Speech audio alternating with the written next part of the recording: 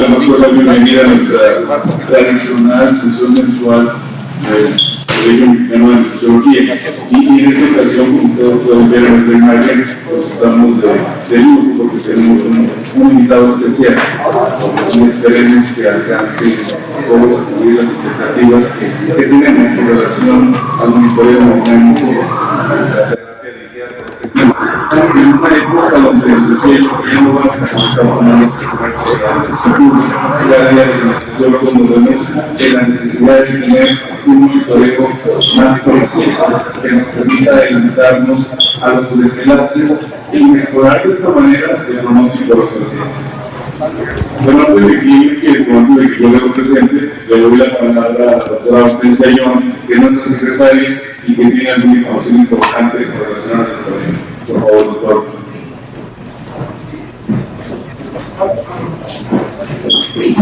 Bienvenidos a todos ustedes. Y bueno, siguiendo el orden del día, tenemos que hacer la lectura del acta de la asamblea ordinaria anterior, la cual versó sobre el paciente con quemaduras día 25. Tuvimos 122 asistentes y por vía virtual 136 nervios. Dentro de asuntos generales, quiero tratar dos puntos. Uno, recordarles que nuestro expediente del Colegio Mexicano de Anestesiología está constituido por el título de médicos cirujanos, la cédula profesional de médicos cirujanos, el diploma de anestesiología, la cédula de anestesiología y la certificación actualizada del Consejo Mexicano de Anestesiología. El segundo punto es que la Dirección General de Profesiones también nos solicita que tengamos el currículum de cada uno de nuestros colegiados anualmente para facilitarles a todos ustedes esta actividad, porque a veces decimos, no, yo cada año lo actualizo y lo actualizo hasta fin de año, ¿no? Pero creo que para facilitar no solamente a todos nosotros, sino para el informe que mandamos a la Dirección General de Profesiones sobre el servicio social de cada uno de nosotros, es conveniente que cada mes nos hagan llegar las actividades que ustedes realizan, ya sea como ponentes, en cualquier plática, ya sea de anestesiología, de dolor, o bien las cirugías extramuros a las que ustedes acudan. En la página del colegio encontrarán el formato de Dirección General de Profesiones, en donde está inscrito las necesidades que tenemos que cumplir y anotar en esa hoja que tenemos que mandar a la Dirección General de Profesiones. Entonces, para facilitarnos todo esto, sugiero que cada mes pueden enviar esa información y nosotros nada más la vamos recopilando para que a fin de año ya no tengamos que estar haciendo hincapié de que se envíe el informe de servicio social. Bueno, eso sería todo por mi parte. Gracias. Gracias, doctora Ayón.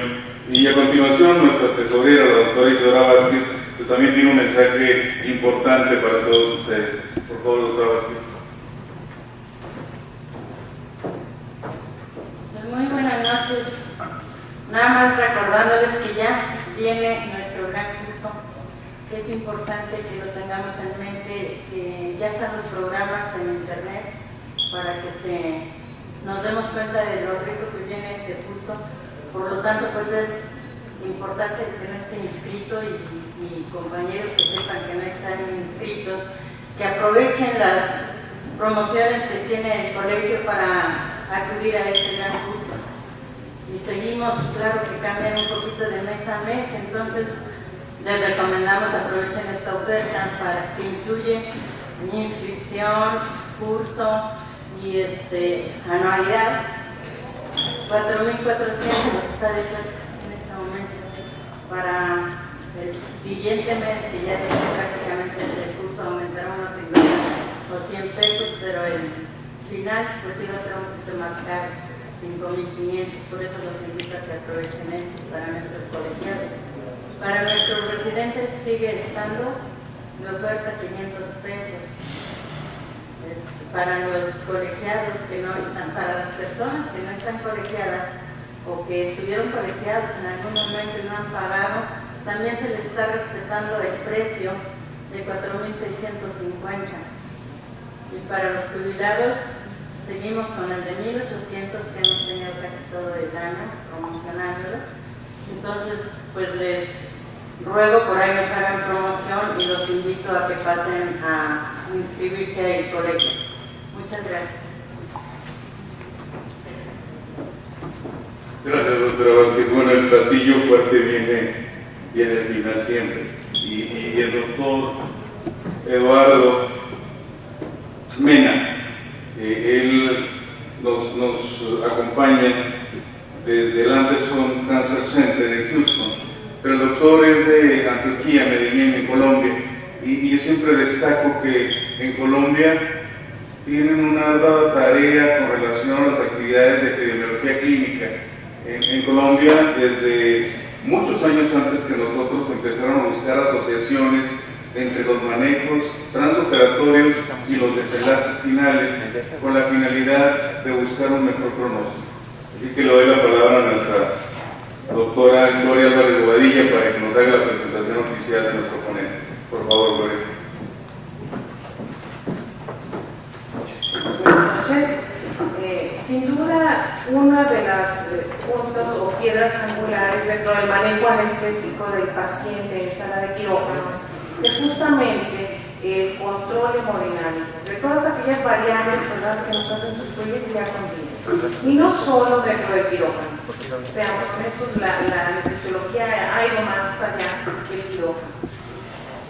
Aunado a ello, nos encontramos en una nueva era. Una era que nos habla de las nuevas tecnologías y que sin duda todo esto tiene que estar avalado y apoyado con un fundamento científico. Sencillamente el día de hoy queremos traerles un tema actual, un tema que les haga concientizar sobre esa manera y ese punto, como dije en un inicio, esa piedra angular que nos mueve en nuestro quehacer cotidiano, que es la anestesiología, y es nada menos que el monitoreo, ¿verdad?, el monitoreo hemodinámico. Esta vez lo presentamos bajo la terapia dirigida por protocolos y tenemos el honor de contar con la presencia del doctor Gabriel Eduardo Mena, a quien con gusto cederé el micrófono. Gracias.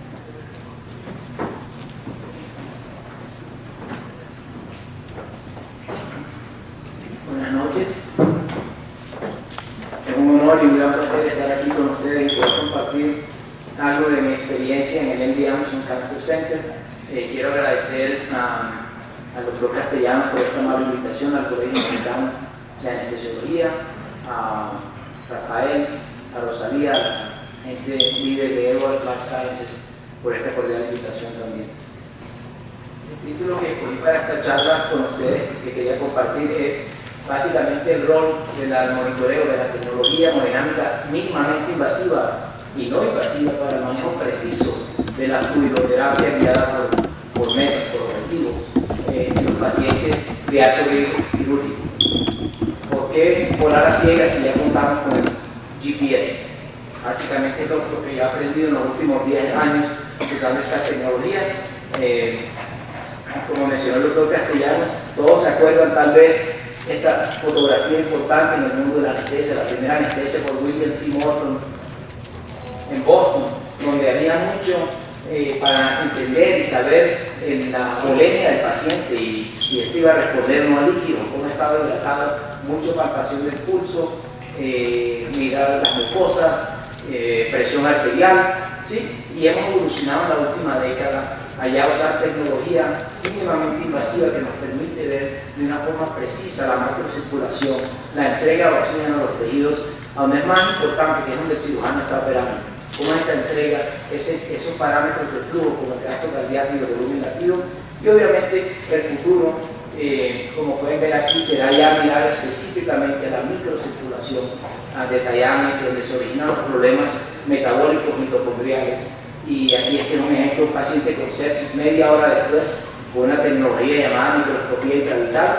Aquí ven un capilar y está totalmente borrado en media hora después de que el paciente inició una respuesta inflamatoria sistémica. Más preciso, más real, tiempo real e inmediato, para poder responder adecuadamente. Este es nuestro centro médico en Houston, considerado por muchos la meca de la medicina en el mundo. Aquí están los edificios en rosado, son los pertenecientes a la Universidad de Texas. Aquí es donde yo trabajo, este de aquí que es el MD Anderson, asociado al hospital, afiliado a la Universidad de Texas, y pueden ver a la distancia en esta foto aérea el centro de Houston, que no es tan diferente en tamaño, está más o menos a 2 millas. Un centro médico bastante grande. Está una foto más cercana del MD Anderson, donde aproximadamente, bueno, nosotros hace una década transfundíamos más o menos entre 400 y 500.000 unidades de sangre y productos sanguíneos por año, donde los casos duraban aproximadamente 6 horas en promedio, y donde contamos con un alto volumen de cirugía oncológica bastante compleja. Todo esto ha cambiado en los últimos 2 años con 3 iniciativas importantes que he podido percibir. Una es la cirugía mínimamente invasiva, ya sea laparoscópica, robótica, toracoscópica, de alguna manera minimizar el trauma quirúrgico. 2, las terapias dirigidas por metas o la fluidoterapia dirigida por metas, que nos ha ayudado a disminuir tremendamente la transfusión perioperatoria. Y por último, ya ustedes deben conocer aquí en México el ERAS, el concepto de aceleración funcional, recuperación acelerada de los pacientes, cómo optimizar estos para disminuir los costos del sistema de salud y mejorar los resultados postoperatorios. Para entender de una manera ridículamente simple el concepto de terapia dirigida por metas, sé que aquí debe haber muchos residentes, de pronto estudiantes de medicina o de varios niveles, quiero que todo el mundo le quede claro el concepto. Básicamente, en vez de utilizar fórmulas matemáticas o patrones fijos de reemplazo de líquidos basados en peso, basados en si el paciente tomó o no líquidos la noche anterior, el tipo de cirugía, muchas fórmulas matemáticas que aprendimos en el libro de Miller, ¿por qué no más bien titular los líquidos, las sustancias vasoactivas y los inotrópicos, para buscar metas fisiológicas específicas basadas en parámetros de flujo? Como dije, que es donde es más importante llevar la molécula de oxígeno a esos tejidos donde el cirujano está operando. Parámetros como la entrega de oxígeno, la variabilidad de volumen latido, el gasto cardíaco y el volumen latido. Todo esto guiado por tecnología hemodinámica mínimamente invasiva y no invasiva. Esto ya está claramente elucidado en la literatura, que disminuye la mortalidad en pacientes de alto riesgo. Es muy importante entender, para comenzar en estos principios, que no es el endotelio sino el glicocálix el verdadero filtro molecular que retiene las proteínas plasmáticas en este espacio, intravascular, y que lidera y controla esta arquitectura, este endotelio funcional, que es el que se hace el intercambio entre los líquidos y las sustancias importantes en el periodo perioperatorio. Es importante que los conceptos descritos por Frank Starling sean revisados y actualizados, porque no era familiar a este tejido que va a revolucionar y está revolucionando de la manera como administramos los líquidos en el periodo perioperatorio. Aquí pueden ver, esta es una fotografía microelectroscópica. Aquí pueden ver cómo es el glicocálix en una arquitectura íntima con el endotelio, y aquí en una vista más cercana pueden ver estas vellosidades que son proteoglicanos, glicoproteínas, que mantienen esta armonía en ese tejido. En las figuras inferiores pueden ver una destrucción total de esta arquitectura que lleva a lo que llamamos todos el edema intersticial. Pero ¿qué es lo que pasa? Que la distancia en la cual la molécula de oxígeno debe viajar del espacio endovascular a la célula se aumenta. Y eso es lo que lleva a hipoxemia celular, apoptosis y muerte, aumento de la mortalidad. Hay 3 causas importantes en el periodo perioperatorio que causan este desastre. Una es el trauma quirúrgico, del cual no podemos hacer nada nosotros los anestesiólogos, pero los cirujanos sí están empezando a ser más mínimamente invasivos, disminuir esta respuesta inflamatoria ante el estrés quirúrgico. Y hay 2 que sí dependen de nosotros los anestesiólogos. Una, la hipovolemia, o la pobre administración de líquidos, y la sobreadministración de líquidos. Los 2 causan el mismo daño en un glicocálix que es frágil, en un paciente que queda hipoalbuminémico, en un paciente con cáncer, en un paciente enfermo. Y eso es donde nosotros tenemos una gran responsabilidad, cómo manejar esos líquidos precisos en el periodo perioperatorio.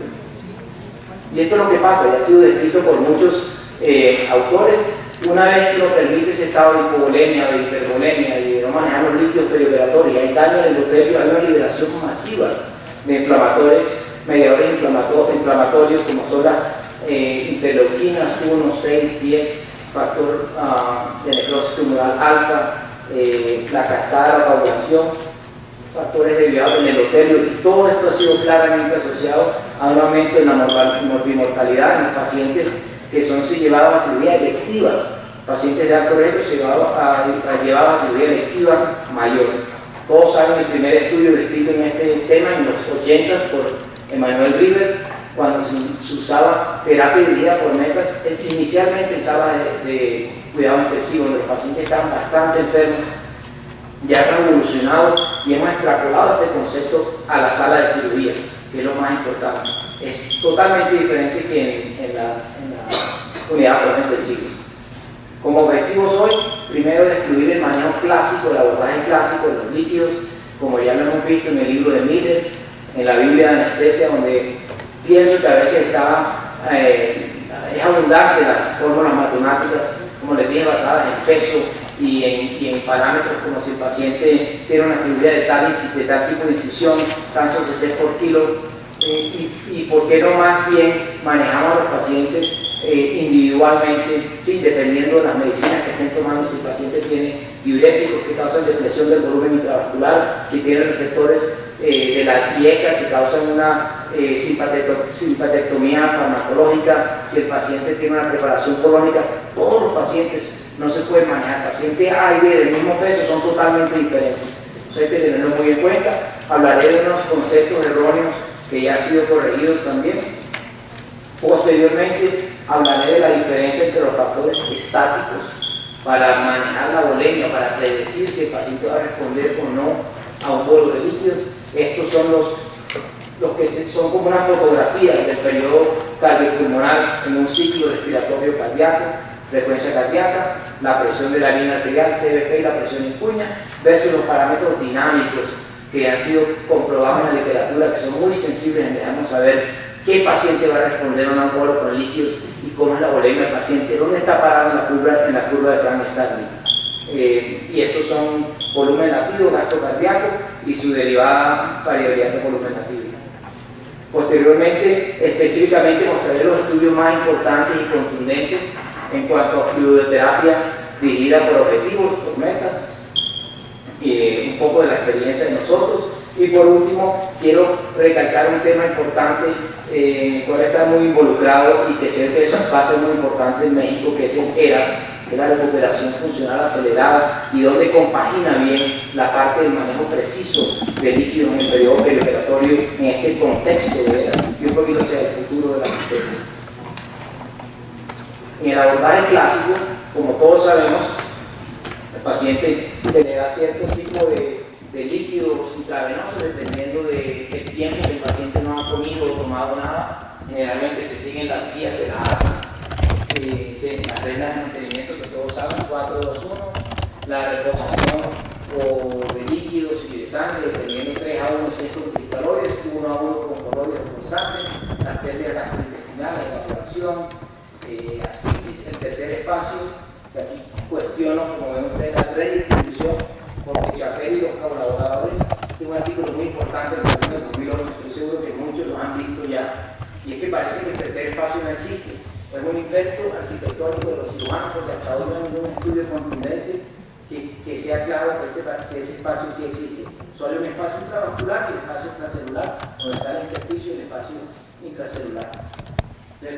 Esto ha revolucionado la forma como se manejan los líquidos en el periodo perioperatorio, cómo mejor mantener norma volemia en estos pacientes. Y obviamente, dependiendo del tipo de incisión, se da cierto número o cantidad de líquidos por kilogramo por hora. Lo importante aquí es que la hipovolemia es mucho más difícil de predecir que estos parámetros cuando el paciente está en el periodo inicial de la inducción de anestesia. Es imposible predecir si el paciente, hay que tener en cuenta unas consideraciones específicas, como sus enfermedades comórbidas, sí, muy individualizar esta terapia, ver si el paciente, como le dije, tiene una preparación colónica o no. Esto va a determinar cómo responde o no a la inducción de la anestesia. ¿Por qué? Porque ya hemos visto que si en la fase inicial de inducción no permite que haya hipotensión, que es lo que Yo le pregunto a mis residentes qué es lo que ven todos los días más comúnmente después de la inducción de anestesia. Todos responden lo mismo, hipotensión, pero el daño ya está hecho. Una vez que ya hubo un daño microcelular que uno no ve, ya una vez que uno lo trata de corregir, ya es muy tarde. El daño está hecho a nivel celular, es cuando viene la falla renal aguda, es cuando viene la isquemia miocárdica y todos los otros problemas que hemos visto que ocurren cuando no se manejan adecuadamente los líquidos perioperatorios. Cae en cuanto a la ciencia basada en la evidencia, de que solo discutir esto otra vez, que el tercer espacio parece que no existe. Las sustancias coloideas son contextos sensitivas. Le voy a mostrar una diapositiva donde es claro que las sustancias coloideas deben usarse solo para reemplazar volumen intraplasmático intracelular, perdón, intraplasmático intravascular. Y el objetivo era mantener la eucolemia en los pacientes.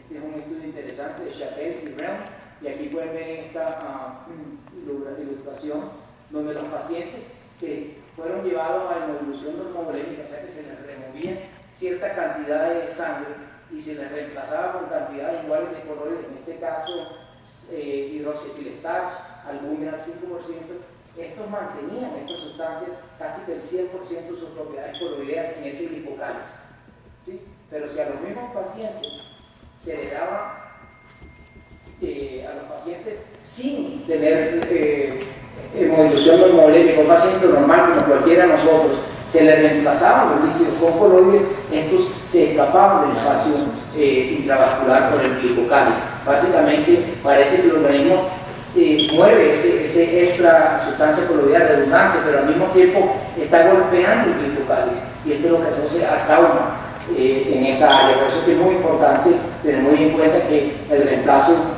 de pérdida intravascular debe ser con sangre y con coloides específicamente. En el abordaje clásico, ¿qué es lo que usamos para determinar la volemia? Frecuencia cardíaca, la presión arterial, la producción de orina, la CBP, etcétera, etcétera, etcétera. Pero nos olvidamos de lo más importante: ¿qué pasa con los parámetros de flujo? La entrega de oxígeno a los tejidos. Ya Tibin, Eisenberg, Lincoln y muchos otros autores han claramente demostrado en la literatura que parece que no hay ninguna asociación entre los cambios observados en presión y flujo, porque para hacer asociación a estos dos tienen que hacer una referencia a la resistencia vascular sistémica. Entonces es importante que todavía nosotros como anestesiólogos nos basamos en la presión como índice de perfusión, a pesar de que parece que no hay ninguna relación entre los cambios observados en presión y los cambios observados en flujo. Y hay que decir en cuanto a la presión arterial, no podemos asumir que la perfusión es adecuada cuando hay una presión arterial normal. ¿Por qué? En los periodos de hipotensión, de shock, de trauma, de sangrado, el sistema simpático responde con liberación de catecolaminas, liberación masiva de norepinefrina, epinefrina y otros mediadores que causan una vasoconstricción, y uno ve en los monitores, que todos vemos todos los días, una presión adecuada, pero el flujo a nivel celular está totalmente disminuido. Esto es lo que importa. Básicamente ahí es cuando hay daño tisular y apoptosis celular.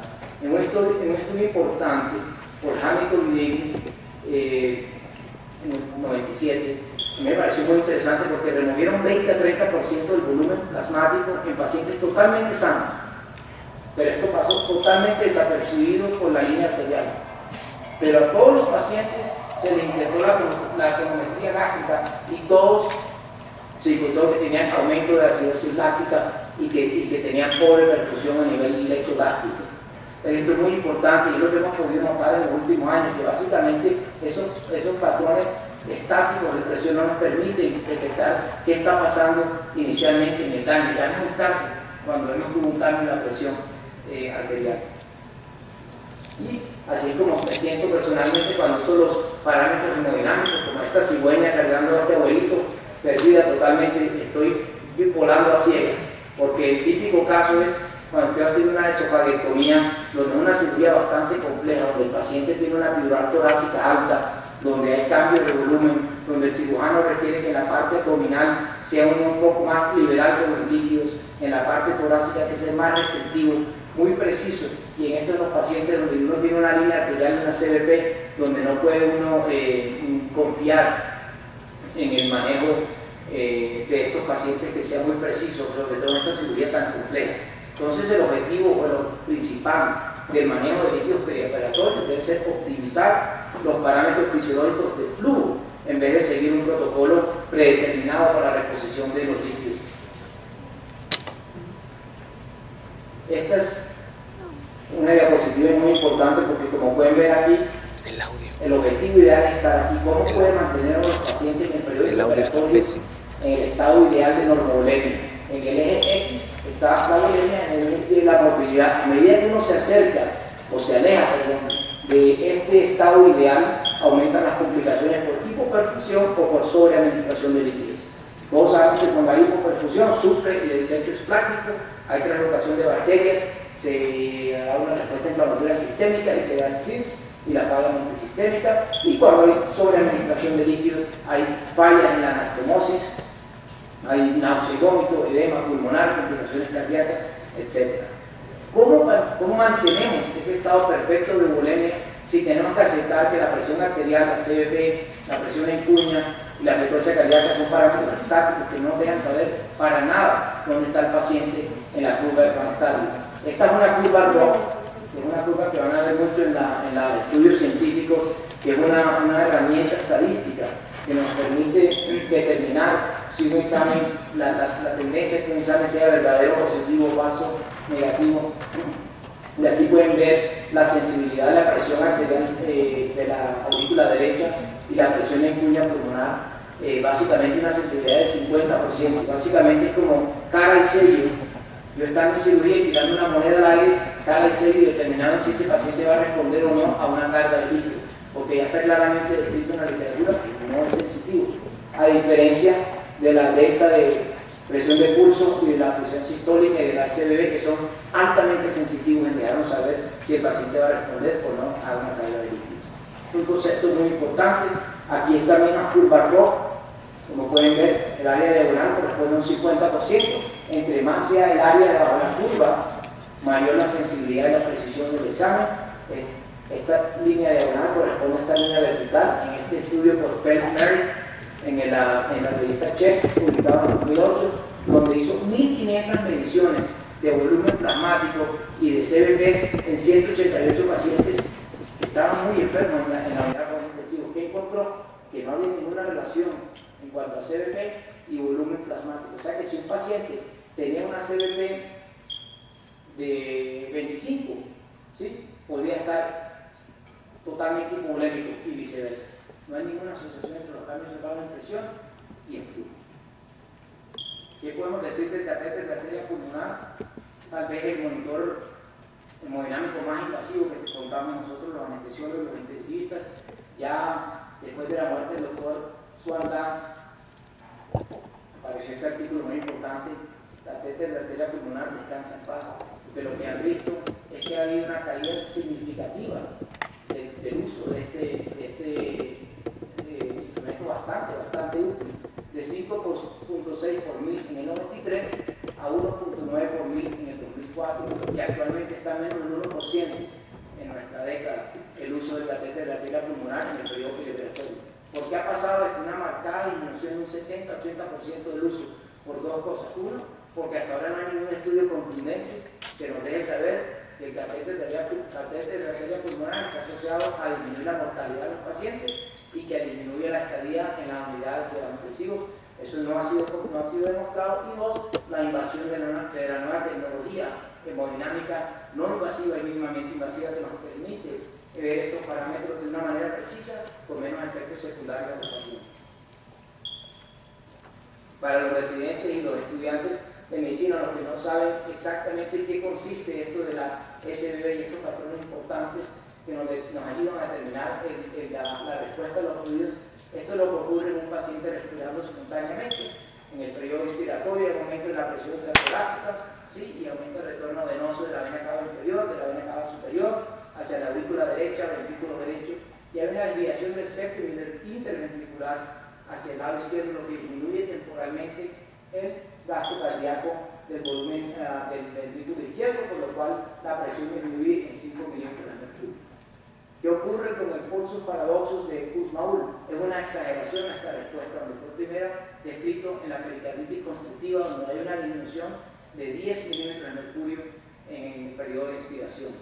Entonces, ¿qué ocurre cuando el paciente es puesto en ventilación mecánica? Un efecto reverso al descrito por Kussmaul, en el cual se ve actualmente en el periodo de inspiración un aumento de la presión de 10 milímetros, la presión sistólica, y lo opuesto ocurre en la expiración.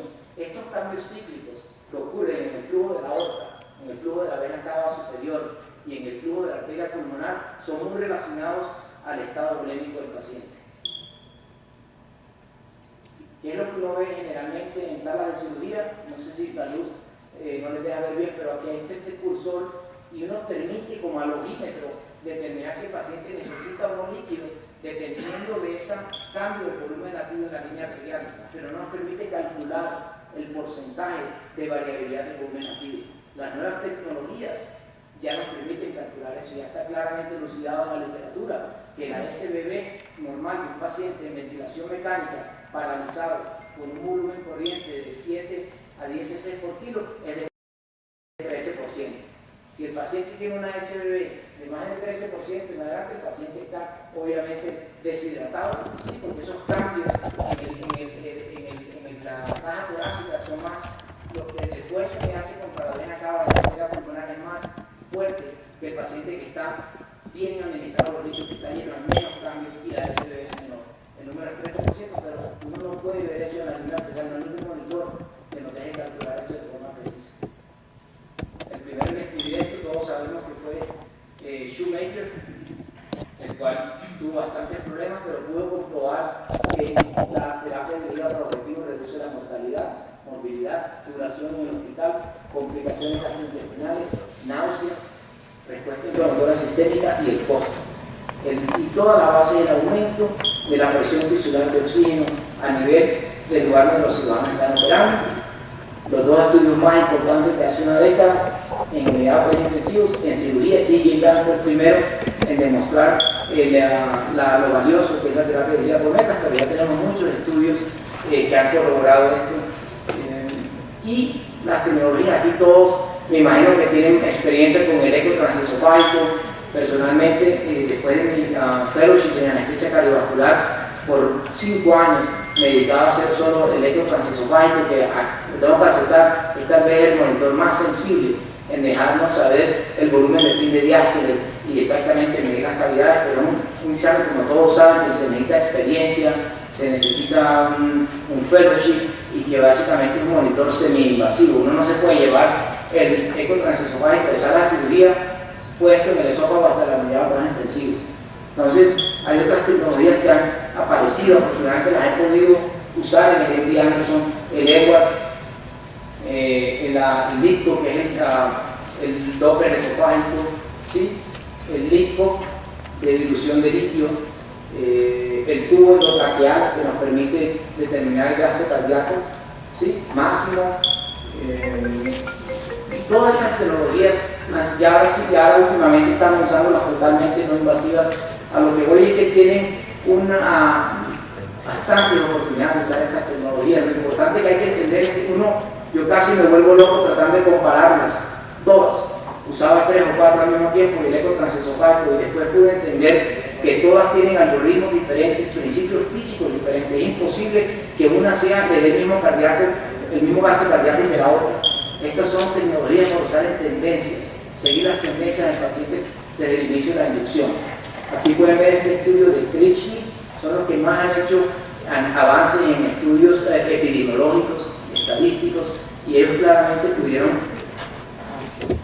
comprobar que hay que aceptar, que uno debe entender que hay una diferencia de aproximadamente un 30% de un bias en los números arrojados por el catéter de arteria pulmonar considerado el gold estándar y estas tecnologías mínimamente no invasivas.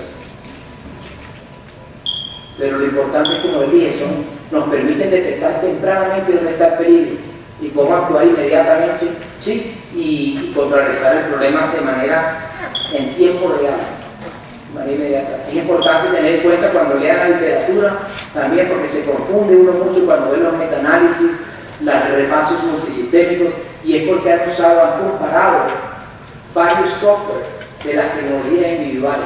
Uno tiene que ser justo.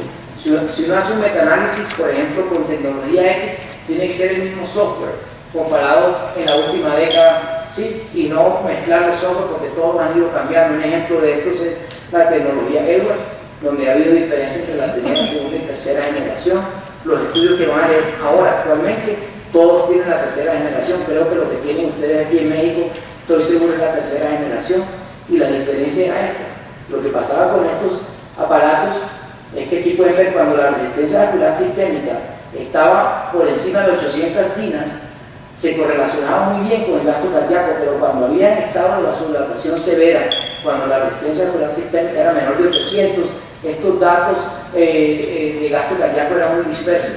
Entonces, ¿qué se hizo la tecnología? Se mejoró el software, se incluyeron más pacientes con estados de shock, más estados vasodilatados, muchos más pacientes, como pueden ver aquí, y al mejorar el software, obviamente se ve la diferencia entre la segunda y la tercera generación, donde hay una precisión, ¿sí? Cuando el paciente tiene una resistencia vascular sistémica disminuida, muy directamente relacionada a lo que se puede esperar del gasto cardíaco.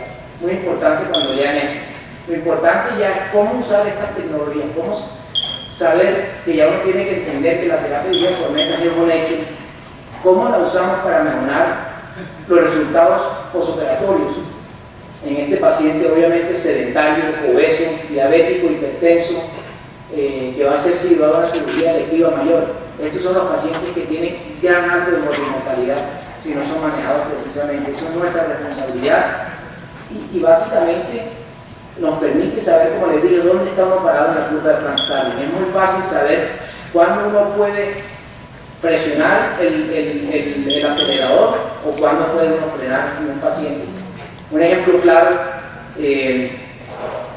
cuando hacía nefrectomías radicales con tumores en la vena cava inferior, tumores en los cuales perdíamos 20 litros de sangre, 30 litros de sangre, donde tenía un Belmont transfundiendo sangre continuamente. Antes de tener estas tecnologías, uno seguía dando líquidos hasta que el paciente iba a la unidad de cuidados intensivos intubado, porque uno no sabía cuándo parar, simplemente salvando y resucitando al paciente. Ahora con esta tecnología uno sabe exactamente cuándo parar. Un paciente puede ser transfundido 20, 30, 40 unidades y lo podemos intubar después de días avanzar la cirugía, porque uno sabe exactamente el manejo preciso de los líquidos. No es la recomendación en todo el mundo, depende de las enfermedades comórbidas, ¿no? Pero uno le deja la tranquilidad de saber que uno no dio mucho más ni mucho menos de lo que el paciente necesitaba.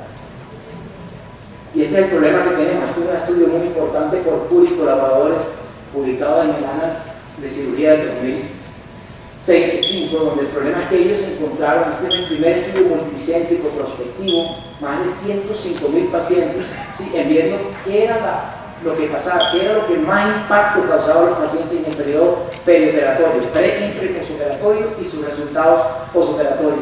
Encontraron que la ocurrencia de una complicación durante los primeros 30 días de la anestesia y de la cirugía era más importante determinando la sobrevida a largo plazo de los pacientes que inclusive todas las enfermedades comórbidas del paciente. O sea que es una responsabilidad muy grande de nosotros los anestesiólogos, porque la sobrevida media disminuida es un 69%. Aquí, como pueden ver, ejemplos típicos, una endarterectomía carótida, 30 días sin complicaciones, mortalidad de 0.4, con complicaciones 10%. Una cosa increíble, el aumento de la mortalidad. Pueden ver otra cirugía importante como lo es una colectomía, complicaciones, no complicaciones, mortalidad del 2%, 17%. En un paciente que no permitía complicaciones en el periodo perioperatorio inicial. Una neumonectomía, obviamente se pueden imaginar en un paciente con solo pulmón la mortalidad tan exagerada del 21%, ¿sí? Si uno sobreadministrado o pobremente administrado los líquidos. O sea que para mí esto ha sido muy importante porque nos permite a nosotros como anestesiólogos tener muy claro que aquí están todas las complicaciones. Si las ponemos en orden de importancia, pueden ver sepsis, infección superficial, bajo transporte de oxígeno, como todos esperamos, falla renal, falla de infarto de miocardio. Miren la mortalidad con complicaciones del 30, del 35%. Ya uno sabe que estos pacientes no van a sobrevivir. Y lo que quiero dejar claro es que nuestra responsabilidad no acaba una vez que termina el acto anestésico. Terminó la anestesia, extubó al paciente, se acabó el ventilador, salió el paciente vivo de cirugía. No, la respuesta inflamatoria sistémica sigue progresivamente, sigue andando, y nuestra responsabilidad no termina ahí mismo.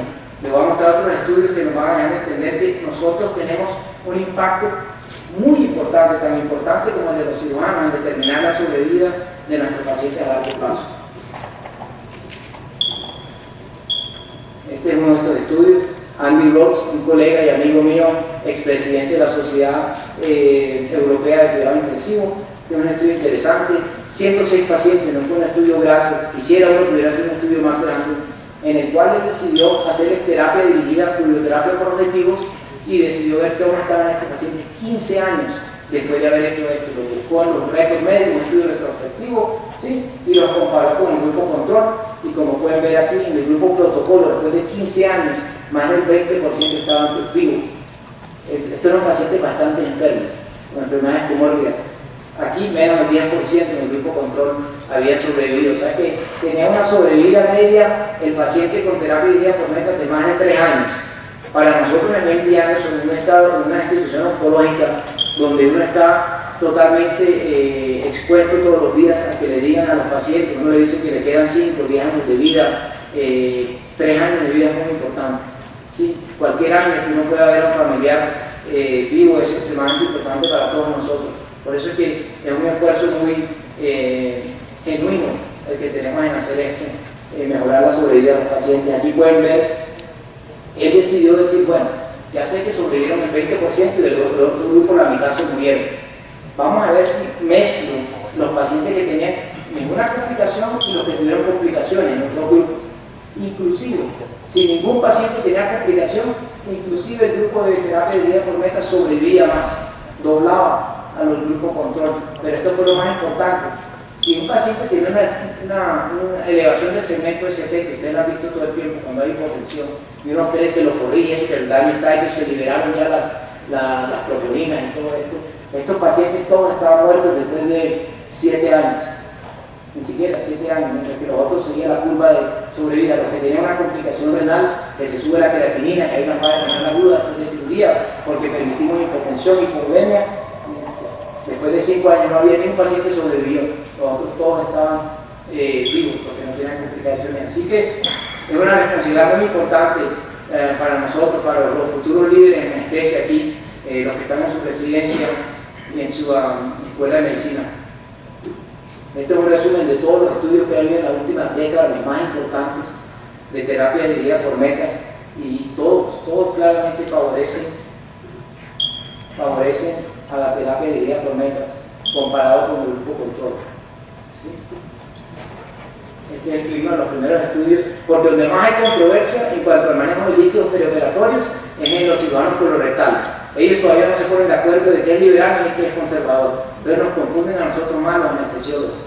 Entonces básicamente, esto es muy importante, un estudio por el grupo de Alemania, donde concluyeron que la terapia dirigida por metas es extremadamente importante en la cirugía colorectal.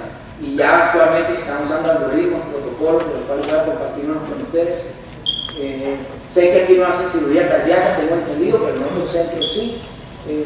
Lo importante de este estudio de terapia dirigida por metas en cirugía cardíaca, un repaso sistemático, un metaanálisis de Secone, que ha hecho mucha investigación en esto en el 2013. Básicamente lo importante de aquí es que quiero resaltar lo que va a ver en la literatura, que en 1995, en el 2000, en el 2004, los monitores que se usaban en esta tecnología no los vamos a usar ya más nunca. Era el Doppler esofágico, ¿sí? La dilución con litio y otros monitores que ya no se usan.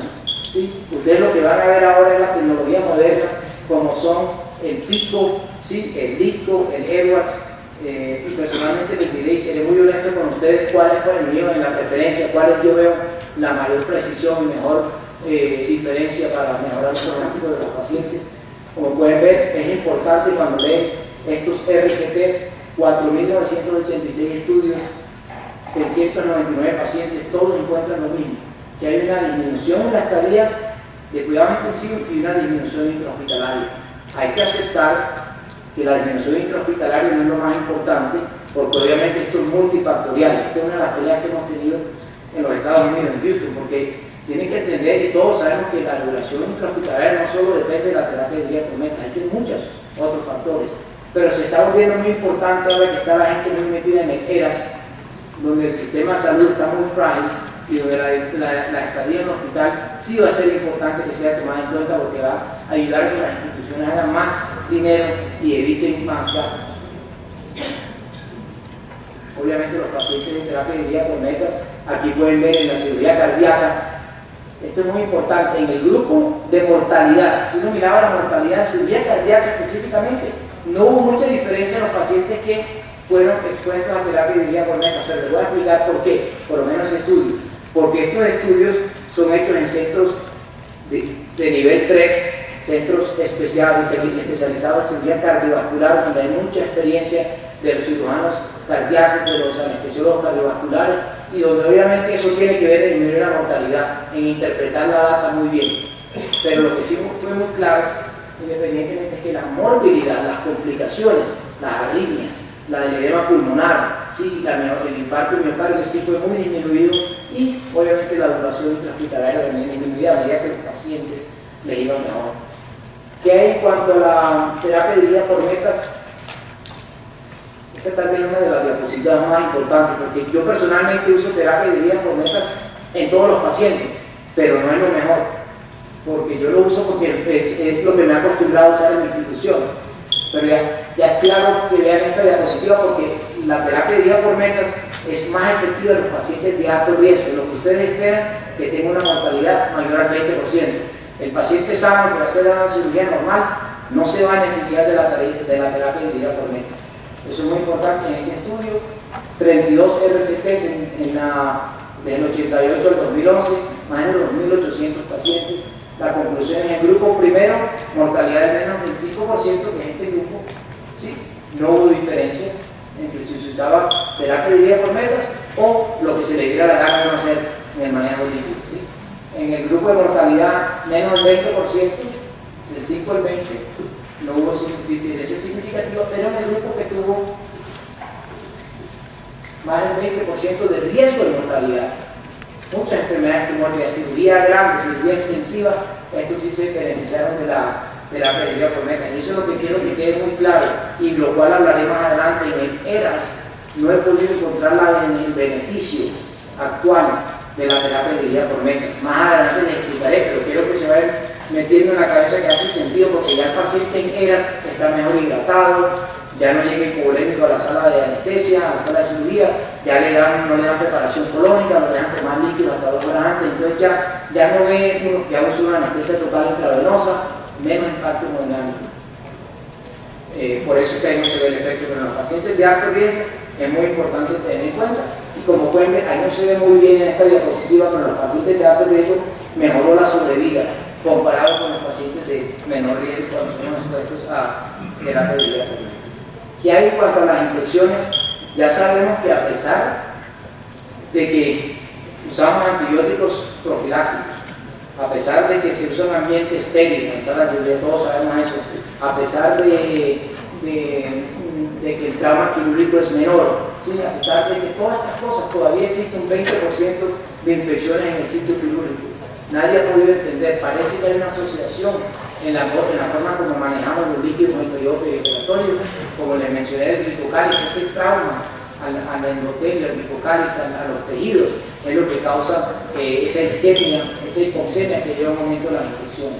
26 RCTs, 4.188 pacientes. Fue muy claramente que los pacientes con terapia de día por metas se beneficiaron en minimizar sus infecciones cuando fueron expuestos a estas tendencias. Neumonía, mucho menor. Infecciones urinarias, mucho menor en estos pacientes. Y obviamente cuando uno ve todas las infecciones en general, en todos los estudios, todos los pacientes que son expuestos a terapia de día por metas se benefician, se minimizan las infecciones. Se disminuye de este 20% a un porcentaje mucho más significativo. Hay una asociación directa de la forma como nosotros actuamos en el periodo operatorio y el riesgo de infecciones en los pacientes.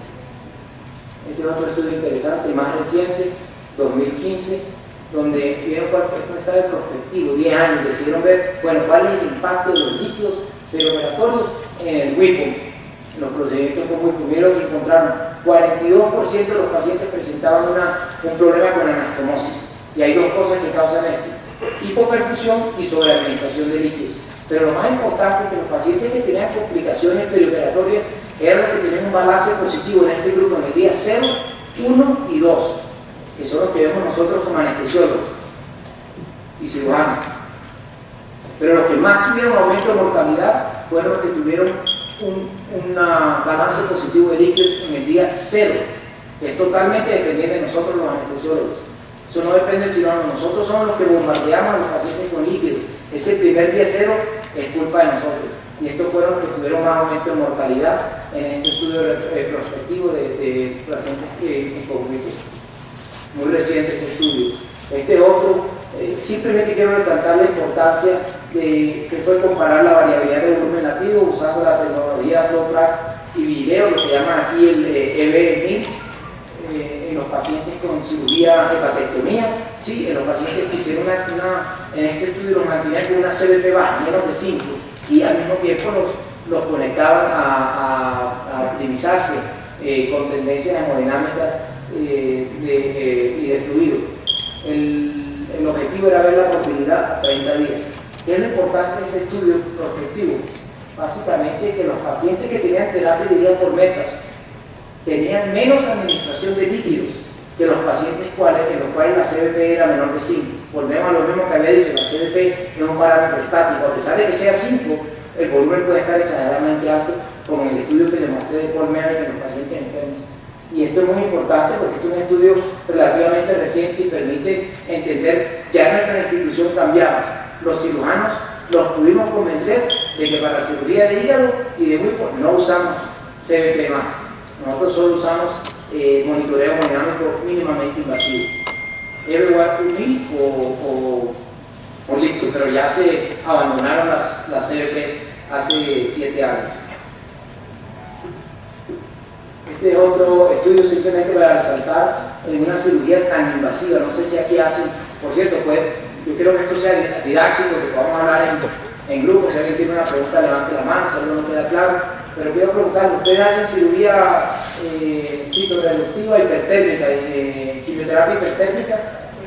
Ok, entonces ya ustedes saben, estos pacientes 12 horas, procedimientos largos, donde se resecan muchos órganos, donde hay muchos cambios del estado de la bulimia. Estos pacientes se les usó el EB1000 de EVAS y se manejó una terapia dirigida por metas y, como pueden ver, muy importante, las complicaciones abdominales en la terapia, significativamente, estadísticamente significativo, mucho menor que el grupo control. Complicaciones gastrointestinales, ¿sí? Complicaciones cardíacas mucho menores en el GDT, complicaciones hepáticas y obviamente la lactancia mucho menor. Va a lo mismo, permite detectar tempranamente el daño microcelular. Ya cuando uno el lactato está alto, cuando uno usa los parámetros estáticos y lo quiere corregir, ya ustedes lo saben, puede darle al paciente 100, 200 litros de sangre y líquido, el lactato no va a disminuir. El lactato está elevado, hay que prevenir de esa elevación del lactato. Tempranamente, ya básicamente, sí, yo sé que básicamente sí, para mostrarles el impacto de la terapia dirigida por metas en cirugía plástica, ¿sí? Básicamente, y los líquidos pueden ayudar en cirugía plástica, pero también pueden causar efectos secundarios adversos. Este es un estudio importante. A mí me impresionó el resultado de este estudio retrospectivo. Manejo de los líquidos perioperatorios en las primeras 48 horas en cirugía plástica. ¿Qué encontraron? 26 pacientes, o sea, un 43%, administración excesiva de líquidos. Esto no, casi que yo lo podía creer, 10% falla cardíaca congestiva, requiriendo unidades de bajo intensivos y diuréticos. Después me puse a averiguar por qué, yo empecé a ver por qué en mi institución también estaba pasando algo similar. Y era que en cirugía plástica reconstructiva, una cirugía que dura 10 horas, donde la pérdida de sangre son 20 cc, 20 mililitros, a los pacientes se les está manejando con parámetros fijos de reemplazo de líquidos basados en peso y en el tiempo. Entonces, si tiene una paciente de 80 kilogramos y la tiene 10 horas en cirugía, le va a dar 8 a 10 litros. Los pacientes con cáncer ya saben que están por quimioterapia, anémicos, ¿sí? Débiles, entonces esta hemoglobina se diluye de 8 a 6. Entonces hay que transfundirlo, que tiene un impacto negativo en el sistema inmune. Lo están bombardeando con líquidos por usar esta fórmula. Una vez que nos movimos a usar terapias dirigidas por metas y usar monitoreo hemodinámico Y el primer ejemplo me tocó presentárselo al chairman, al jefe de la unidad de cirugía plástica, que me llevó a dar la presentación en su departamento cuando yo le pude mostrar que los primeros 10 pacientes que pude manejar con él le estábamos viendo por el mismo tiempo, los mismos 80 kilos, le estábamos dando 1,5 litros de sangre, de líquidos en 6, 7, 8 horas. Porque no era tan importante la producción de orina.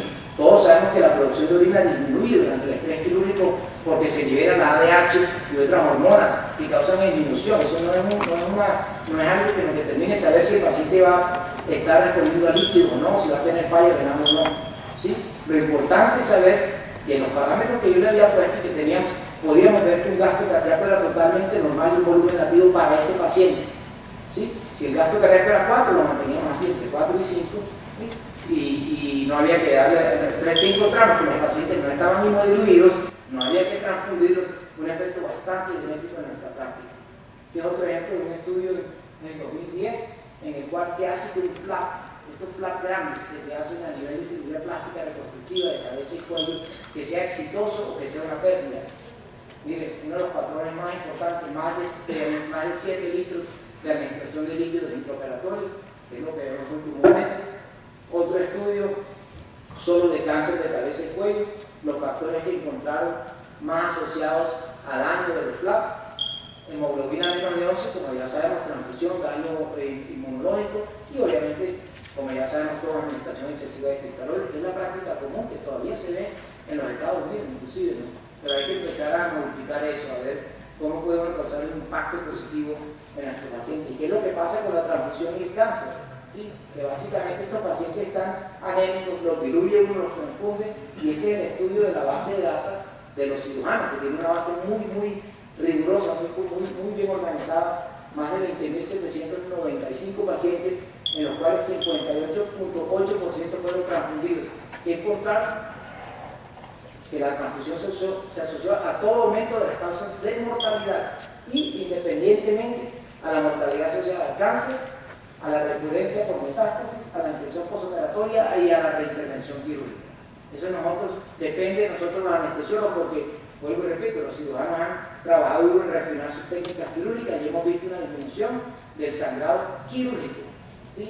Ya hay factores hemostáticos mejores, cirugía mínimamente invasiva, y nosotros tenemos que evolucionar como anestesiólogos y también ser mínimamente invasivos y ayudar en esta área. Este es un estudio bastante interesante que tiene que analizar. Aquí hay otro, transfusiones sanguíneas bastante recientes, en cirugía colorectal, incidencia, sobrevida, factores predictivos, que se encontró 27.000 pacientes, solo 14% fueron transfundidos, pero los factores de riesgo más importantes, lo que predecía si un paciente iba a ser transfundido o no, y que llevaba aumento de mortalidad, eran hematocrito menos de 38, cirugía abierta obviamente, prostatectomía, porque este es un estudio colorectal, cáncer metastásico, los pacientes ASA 4, ASA 5, plaquetas bajas, emergencia, infección, lo que ya todos sabemos nosotros que van a sangrar. ¿Cómo optimizar a estos pacientes? ¿Cómo usar la terapia dirigida por metas para minimizar las transfusiones, para optimizar la administración de líquidos y la entrega de oxígeno? Y obviamente la transfusión halogénica sanguínea estaba asociada a muy pobre pronóstico a corto plazo. Otra cosa importante, a medida que aumentaban las transfusiones de una unidad a 3 en adelante, se duplicaba la mortalidad. Extremadamente importante porque el sistema la influencia del sistema inmune es extremadamente fuerte. Estos son los casos plásticos que hacemos, FLAP, bastante complejos, ¿sí? Cáncer celular, cabeza, donde casi este paciente perdió mitad de su cabeza, de su cara, y aquí en este pude usar en ese caso SYNAPT y ClearSight cuando lo estaba comparando para monitorizar a este paciente por 8 horas sin una línea arterial, teniendo mejor información, más valiosa que una línea arterial, porque por la línea arterial te nota la posibilidad de sacar gases sanguíneos y nada más, pero no nos permite saber el gasto cardíaco del paciente, la entrega, inferir la entrega de oxígeno a los tejidos donde está este cirujano operable. Si este flap falla, ustedes se pueden imaginar que este paciente no hay forma de curar a este paciente si ese flap falla.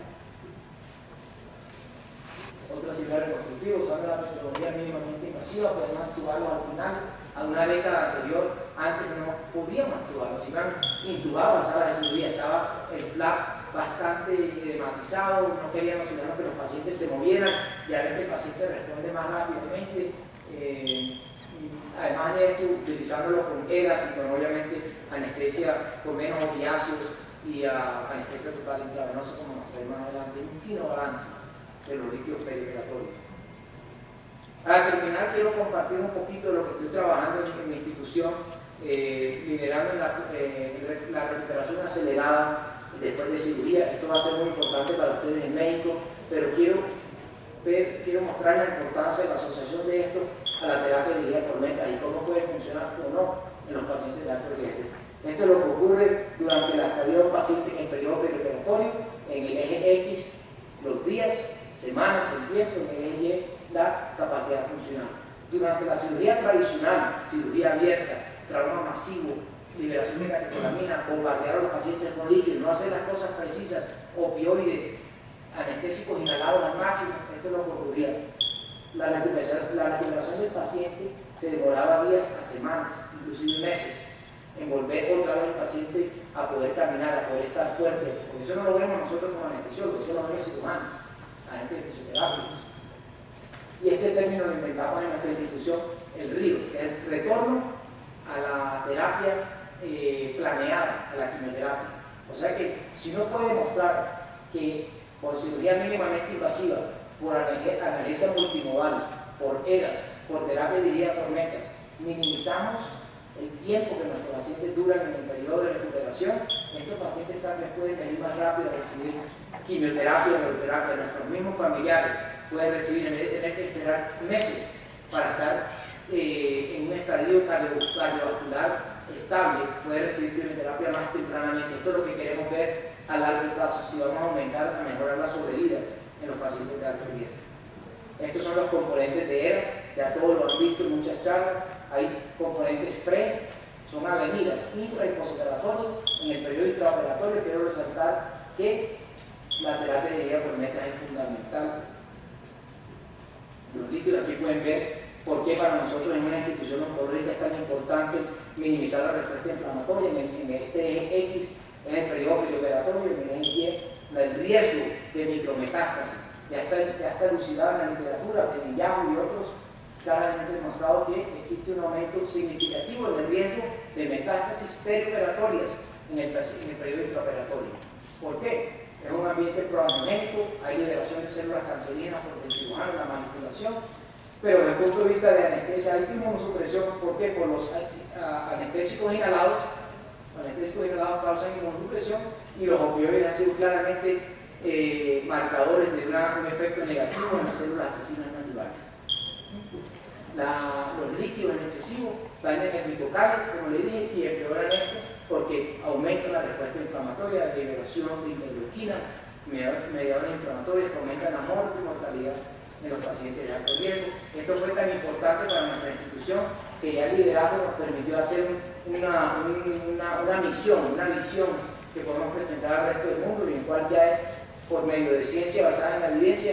Queremos ayudar por medio de investigación innovadora a acelerar la recuperación de nuestros pacientes por medio de estudios que sean valiosos, que contribuyan para mejorar los resultados muy centrados al paciente en el centro del universo, lo más importante, ¿sí? Pero también los resultados quirúrgicos y oncológicos.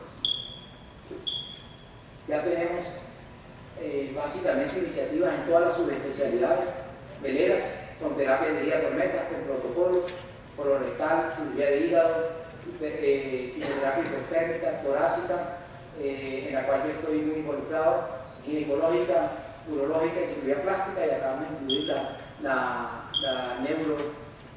neurocirugía. ¿Qué es lo que pasa? Lo que pudimos ver es que lo que les había dicho, que el paciente puede uno mantenerlo en un fino balance, puede uno saber dónde está el paciente para dar una curva de Frank-Starling, puede uno saber en qué momento puede uno administrar más o menos líquidos precisamente y no está uno volando a ciegas en el periodo intraoperatorio con estos pacientes de alto riesgo. Aquí está el ClearSight, este es el que estoy usando actualmente, este es de Edwards, son dos manguitos como de la presión arterial en los dedos y nos da la misma onda arterial, que te da una línea arterial que nos ofrece los otros parámetros importantes de flujo Aquí está como se ve en el monitor. Básicamente ve uno la curva de Franz Starling, el corazón, la resistencia vascular sistémica, las cosas que me están pasando latido a latido, en vivo, en tiempo real. Estos son ejemplos de lo que estoy haciendo en el ERAS. Aquí pueden ver los monitores no invasivos. Ya tenemos los casos, la casuística más grande en la cirugía torácica con monitoreo hemodinámico mínimamente invasivo, 400 pacientes.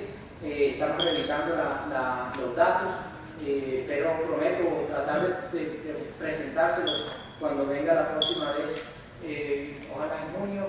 Básicamente hay que entender esto, ¿sí? Que personalmente el paciente que va a cirugía torácica abierta, toracoscópica o robótica, uno puede usar estas tecnologías, uno no tiene que usar línea arterial. Si el paciente no tiene enfermedad cardiopulmonar, uno tiene que entender que ya hay un shock normal de 20-25% cuando el paciente está en un solo pulmón. Sí, eso no hay que necesitar arterial, no se necesita sacar para corroborar eso, lo sabemos todos fisiológicamente. Entonces los pacientes que solo tienen cáncer, ¿sí?, de pulmón y no tienen otras enfermedades comórbidas, estamos utilizando la tecnología hemodinámica no invasiva. Obviamente el brazo, la extensión, el brazo dependiente se deja en posición adecuada, donde uno puede ver el monitor causando presión en los dígitos y también donde uno tenga acceso a la línea arterial en caso de que haya una tragedia. Hasta ahora no hemos tenido que hacer eso, pero me imagino que teniendo un acceso directo a la línea arterial en una emergencia puede ser más fácil, porque realmente nosotros posicionamos a los pacientes con los brazos cruzados, ¿sí?, de lado, y ahora a raíz de esto, este brazo dependiente queda extendido y apoyado en estas sábanas para que no haya trauma. Y el abordaje, ahora, de pronto muchos se están preguntando, bueno, pero ¿y cómo usa usted los protocolos de terapia dirigida por metas? Cuando están empezando, cuando tengan los monitores, no es fácil usar los algoritmos que les voy a mostrar. Como comencé yo, fue de esta manera. Un abordaje no conservativo, no liberal, y lo quiero compartir con ustedes para que lo usen. Ustedes deciden dónde quieren mantener a su paciente. Entonces yo sabía que la SBB normal en la literatura es del 13%. Entonces dije, bueno, 13% no puedo mantener a los pacientes porque yo tengo enfermeras, anestesiólogas y residentes. O sea, tengo 2 salas de cirugía, me tocaría estar latido en cada sala de cirugía, lo cual es imposible. Entonces les decía, me mantienen al paciente con un SBB entre 10 y 15%, así van a titular los líquidos. Entonces ya no había más forma, el paciente tenía los líquidos cristaloides y se iban abriendo y cerrando para mantener ese bebé entre 10 y 15%. Y, perdón, aquí no salió, el gasto cardíaco más o menos, en un más o menos 10% del que detectaron ustedes inicialmente. Si el paciente tiene un gasto cardíaco de 5, entonces 4.5 y 5.5, ¿sí? Podría mantenerse, manteniendo los líquidos, y si se bajaba de ahí, si se necesitaba, le podría dar unos neutrópicos o otra sustancia vasoactiva, efedrina, algo que mantuviera ese rango de una manera elegante, pero que tuvieran un rango y no estuvieran tan obsesivos con ese número, que es difícil hacerse en el algoritmo. Y el volumen latido también permitirlo. En la literatura se responde todos los estudios en dar un bolo de 250 mililitros de líquidos, de coloides principalmente, si hay una pérdida de volumen o si el volumen latido cambia en más del 10%. O sea que si uno tiene un volumen latido de 60, ¿sí?, mililitros por latido, y uno está dando líquidos y uno ve que el volumen latido aumenta a 66, quiere decir que el paciente va a responder a los líquidos. Le doy 250 mililitros de coloides o de sangre, el paciente vuelve a responder con otro 10%, quiere decir que ese paciente necesita líquidos. Una vez que el paciente no responde a esa sobrecarga, ya llegaron a la parte inclinada, a la parte plana, de la curva de Franz Starling, ya cuando ya para uno la administración del flujo de líquidos, pero es una forma muy precisa y no a ciegas.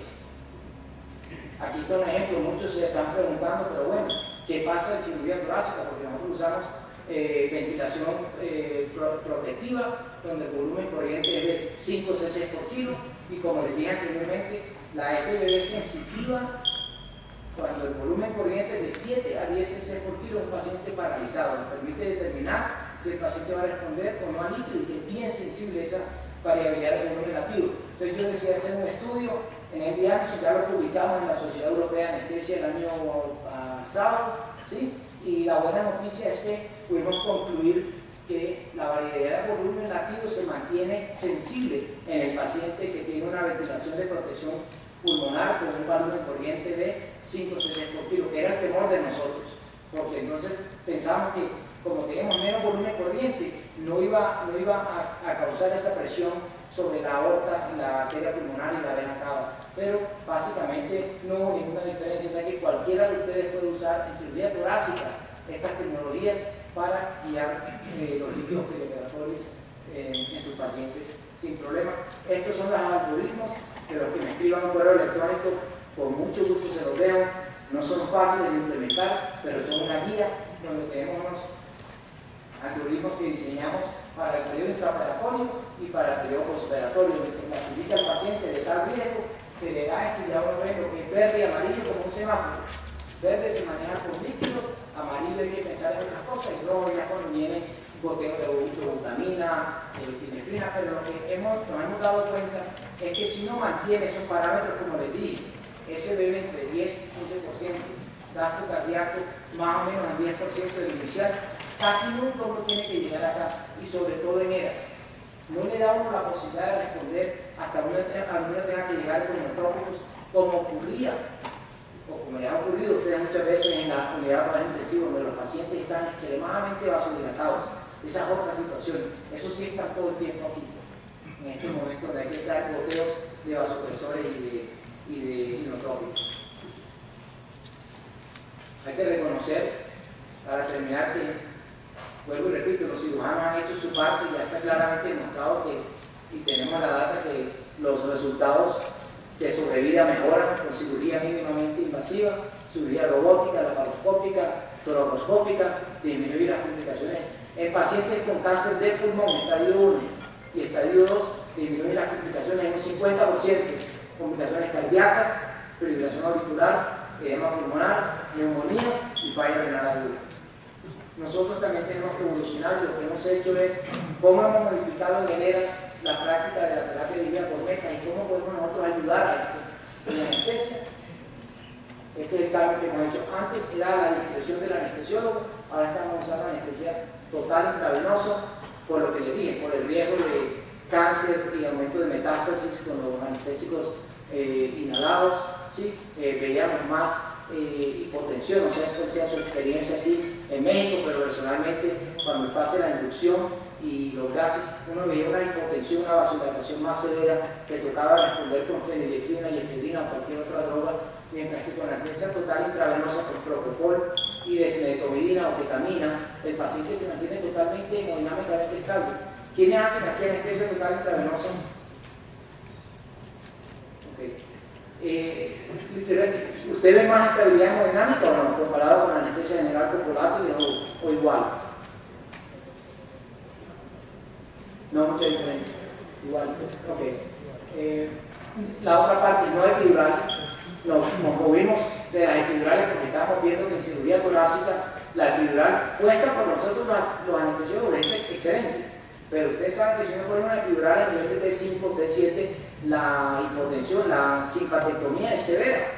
Así uno usa concentraciones muy diluidas de anestésicos locales y los opioides seguramente se absorben con el espacio epidural, lo mismo que uno estuviera dando fentanil intravenoso, que para nosotros queríamos evitar eso. Entonces, propusimos un bloqueo con una bupivacaína de duración prolongada, no sé si aquí todavía, se llama Exparel. Tengo entendido que la compañía Pacira la va a traer a México, la va a traer a Latinoamérica, porque parece que ustedes van a poner bloqueos regionales que van a poder durar 96 horas en esa área indicada alrededor de los nervios, una vez que sea aprobada para bloqueo de nervios.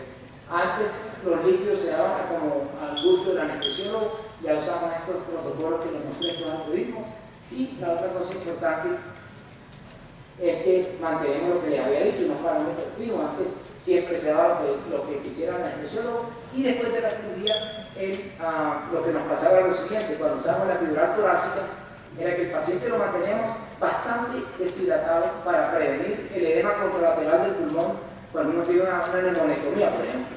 Pero ¿qué pasaba? Que cuando uno tiene una epidural torácica y el paciente se acabó el estrés quirúrgico, la estimulación, llegaba a sala postoperatoria hipotenso, presión de 70 sobre 30. Entonces, ¿qué hacían las enfermeras y los cirujanos?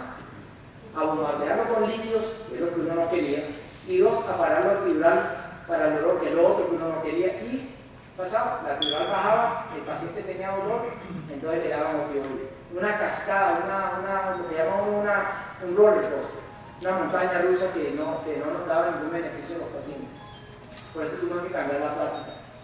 ¿Cuáles son las técnicas que nosotros podemos usar anticáncer? Y solo quiero recalcar una cosa importante: terapia dividida por metas es una de estas, que ha sido demostrada por el impacto positivo hacia el tricocálice, permitiendo la no destrucción, la no filtración de factores y mediadores inflamatorios, de proteínas y otras cosas que llevan al aumento del edema del espacio intersticial. Ya todos sabemos que lo que les había dicho, toda la liberación de estas sustancias es el objetivo que debemos pensar como anestesiólogos, sobre todo para los que están comenzando su carrera en anestesia, ver cómo pensar, cómo bloquear esta respuesta fisiológica y obviamente tener claro que la única forma que esto funcione es un equipo en trabajo. Afortunadamente en mi institución contamos con estos, son técnicos de anestesia, yo creo que aquí no los hay, pero son técnicos que te traen los aparatos. Por cierto, tengo entendido que aquí lo hace el residente y el fellow y eso, y me parece mejor que lo haga el residente y el fellow porque es la única forma que aprenden a usar los aparatos. Muchos de mis colegas han quedado totalmente ineptos porque obviamente no saben cómo hacer el aparato, se lo traen ya puesto. Estos son los técnicos anestésicos, uno tiene que jugar con ellos, tiene que armarlos, tiene que conectarlos para entender también cómo funciona. Esto es lo que ha pasado con nuestro ERAS y la relación que hemos establecido con la terapia dirigida por metas. Los cirujanos se han dado cuenta del beneficio de sus pacientes, sus mejores amigos van a ser los cirujanos. Esta es la relación que teníamos, cirujano y anestesiólogo, siempre el llave al hígado, nosotros los anestesiólogos por parte del cirujano, porque ellos no veían el beneficio. Ahora los pacientes van a rotar y el cirujano dice: este paciente fue manejado por ERAS, terapia dirigida por metas, porque ellos se dan cuenta, pues yo no he cambiado mucho mi técnica quirúrgica, mínimamente invasiva, pero los pacientes ya van por el cuarto y dicen: ERAS, no ERAS, terapia dirigida por metas, no, sí, no, porque ya el paciente se ve diferente, no tiene edema, no tiene complicaciones, sale del hospital más temprano. Aquí estamos el jefe de cirugía torácica y el jefe de cirugía ginecológica en mi casa tomando vino y hablando de los líquidos, de cómo mejorar los líquidos en el periodo preoperatorio, y esto es en Copenhague, en Dinamarca, visitando a Henry Kellett, que fue el padre, el fundador de ERAS a nivel mundial y que va a ser muy importante. Y una fotografía habla más que mil palabras. Para terminar, este es uno de nuestros pacientes, 48 horas después de una cirugía, una lobectomía mínimamente invasiva, con ERAS, terapia dirigida por metas, montando una bicicleta con un tubo de tórax. Es cuando uno dice: algo estamos haciendo bien.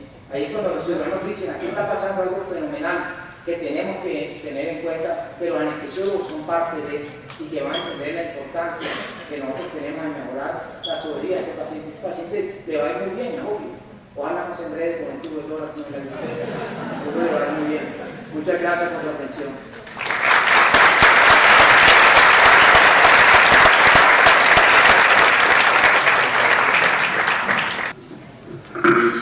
Fue un verdadero placer escuchar al doctor Mena.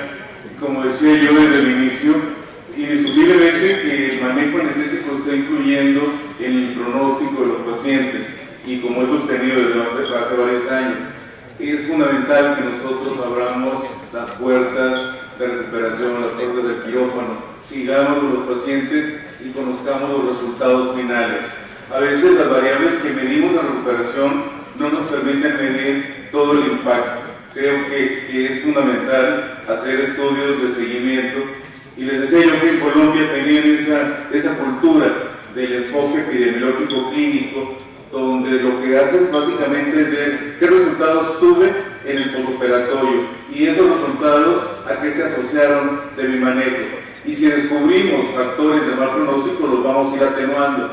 Este nuevo enfoque nos permite ejercer una anestesiología que nos va a permitir tener una población más sana, como la última imagen que veíamos. Tenemos momentos para comentarios o preguntas del público. Por favor, doctora. Antes que nada, muchas felicitaciones por sus pláticas, muy bonitas pláticas, excelente novedad en anestesia para nuestro país. Y bueno, a lo mejor es un poco boba la pregunta, pero bueno, este monitoreo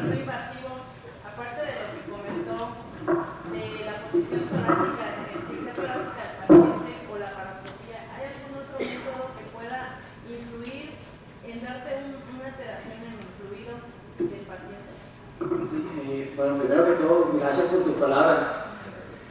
Y ninguna pregunta es boba. Y por eso espero que tenga más preguntas. Las preguntas son importantes y yo no soy, yo soy bastante amigable, así que espero que me escriban y me pregunten y que les responderé por correo electrónico también. Sí, si uno no tiene acceso a esas tecnologías, hay ciertos estudios que han aparecido con la variabilidad pletismográfica. Entonces ya todos ustedes pueden usar, por ejemplo, yo no lo alcancé a usar, pero hay 5 o 10 estudios bien elegantes donde se usa la variabilidad con el pulso, con la oximetría del pulso, correcto. Y uno, si tú estás en un hospital donde no hay nada de esta tecnología, te da una información más valiosa que esa variabilidad de volumen latido con la línea arterial, ¿sí? Porque ya hay unos parámetros que puedes seguir, ya hay una variabilidad de esa de tanto por ciento y cómo la optimizas para tu paciente. Es una forma sencilla de hacerla. Lo único que tienes que hacer es calibrar tu monitor que te permita amplificar esa onda correcta para que veas que la velocidad que transcurre sea diferente, que pueda haber más esa variabilidad. Pero es una forma sencilla de hacerlo. ¿Alguna otra pregunta, residentes? Doctor Octavio. Felicitarlo, esto es lo que está manejando a nivel mundial. Vengo de Barcelona, vengo del Clinic, llegué aquí con ciertos conceptos y obviamente fue un choque brutal, ¿no? Con ciertas formas de pensar, de actuar que veníamos arrastrando de años atrás, pero poco a poco se ha ido introduciendo esta forma de pensar, esto de la experiencia, dejarlo a un lado y basarnos más en la evidencia. Yo sí pondría aquí también a colación, yo sé que es la competencia, pero sí hacer mención de el pico y el DITCO, ¿no? Hablar también del agua libre pulmonar, hablar de todas esas situaciones que también es otra de las tendencias de la contraposición para medir toda esa hemodinamia, ¿no? Gracias por su comentario, estoy de acuerdo con usted y ojalá podamos colaborar académicamente. Estoy abierto a que hagamos el estudio y yo desde Houston y usted acá, o los que quieran, los residentes o con su institución. Sí, de hecho creo que vamos a aprovechar la invitación que hizo el doctor Mena con relación a que nos va a dejar su correo para que tengamos la oportunidad de ponernos en contacto con él. Como ustedes vieron, creo que una de las cosas más importantes que hay en la medicina es romper paradigmas.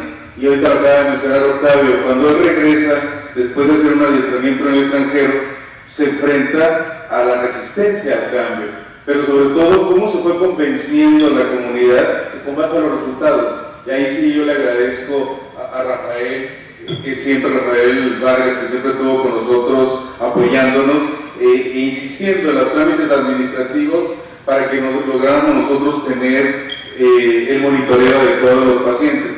Eso nos ha permitido tener algunos trasplantes hepáticos que es el paciente vivo. Y creo que mejor evidencia de un buen resultado que es ver a los pacientes integrados nuevamente a sus actividades cotidianas. Así que voy a aprovechar, si ya no hay más preguntas, para agradecer infinitamente la presencia del doctor Mena. Esperamos tenerlo en las actividades del congreso que vamos a tener, el curso anual de medicina preoperatoria y actualización en anestesiología, que tenemos el 28 de junio al 2 de julio. Aquí ahorita estamos representados muchos anestesiólogos del Distrito Federal, no solamente de este hospital de especialidades, sino de todos los centros hospitalarios. Nos acompañan hoy, todos ellos son miembros del Colegio Mexicano de Anestesia. En ese hospital no hacemos cirugía cardíaca, sí hacemos cirugía vascular y hacemos trasplantes y hacemos cirugía en abdominal, básicamente. Y creo que todo lo que hemos visto hoy nos ha abierto un panorama y el deseo de hacer investigación clínica, de continuar con proyectos de investigación clínica. Hoy en la tarde yo discutía con algunos de mis residentes que están llevando estudios de seguimiento con relación a complicaciones pulmonares y complicaciones infecciosas en el postoperatorio.